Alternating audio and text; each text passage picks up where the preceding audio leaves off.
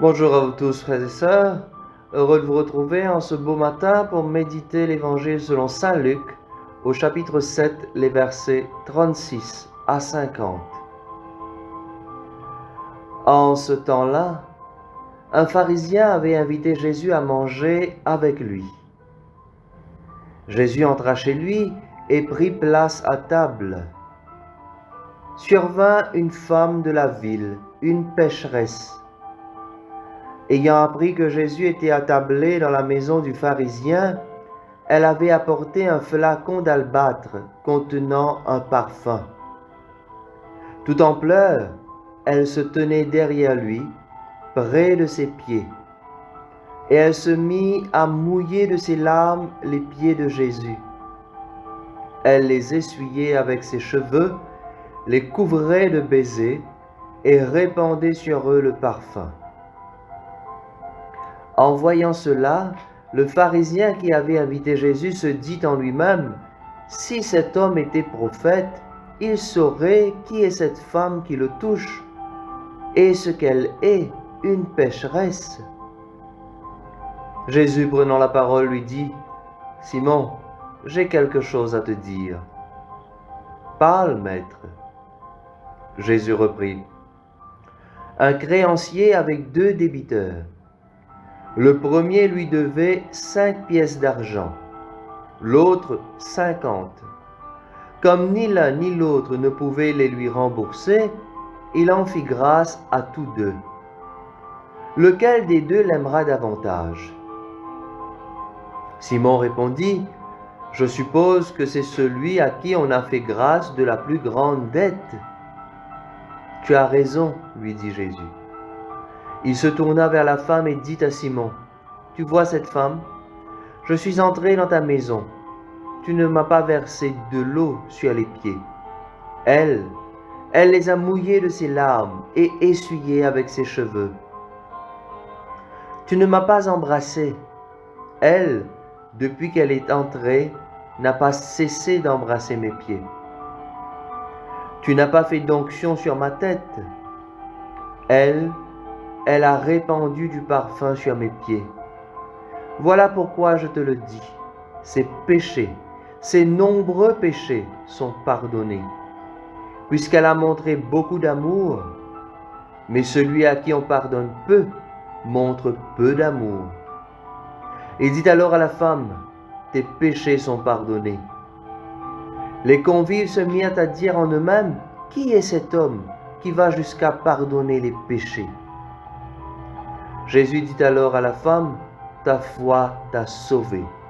Va en paix. » Acclamons la parole de Dieu. Frères et sœurs, nous connaissons bien ce récit de l'Évangile. D'entrée de jeu, nous voyons un pharisien, sans doute bien intentionné, qui invite Jésus à prendre un repas chez lui. Nous pouvons comprendre que ce pharisien n'est pas comme les autres pharisiens mentionnés souvent dans la Bible, car l'on n'invite pas n'importe qui à sa table. Ainsi, nous avons de bonnes raisons de croire qu'il était bien intentionné. Peut-être même qu'il avait de nombreuses questions pour Jésus, ou bien voulait-il simplement partager ses idées avec lui.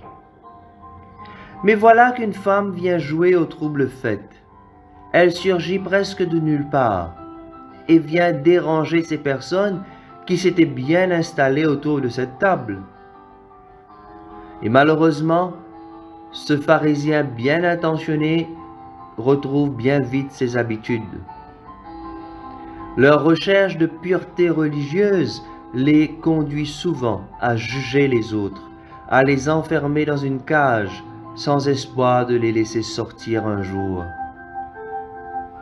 La suite de l'histoire, nous la connaissons. La femme verse un parfum sur les pieds de Jésus et les essuie avec ses cheveux. Dans d'autres récits évangéliques, notamment en Saint Jean, on nous donne même le prix du parfum, 10 fois plus cher que ce qu'avait reçu Judas pour livrer Jésus. Et Jésus va pardonner les péchés de cette femme. Frères et sœurs, cette femme a fait irruption dans la maison de Simon le pharisien, sans y être invitée. Et cela a été une occasion pour Jésus de donner une leçon religieuse, une leçon de vie à tous ceux qui étaient présents. Dans nos vies également, nous sommes parfois surpris par certains événements inattendus, comme cette femme qui fait irruption dans cette maison.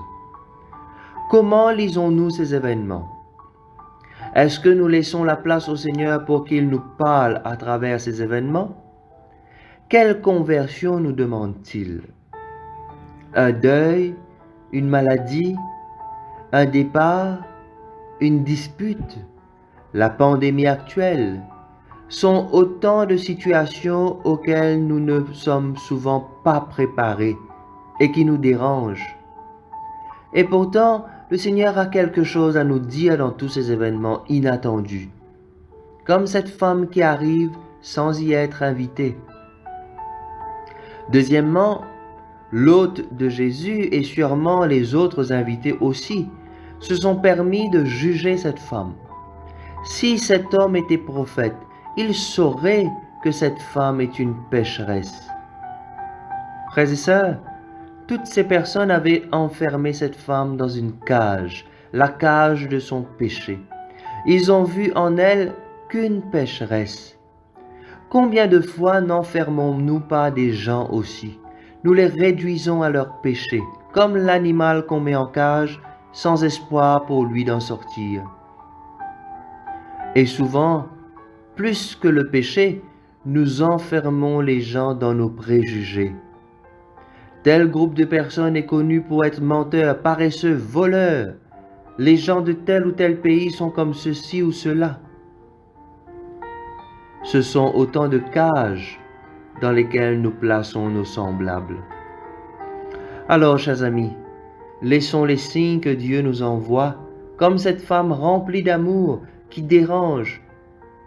Laissons ces signes nous interpeller, afin que nous puissions reconnaître que ce qui nous sauve, c'est bien la surabondance de l'amour de Dieu.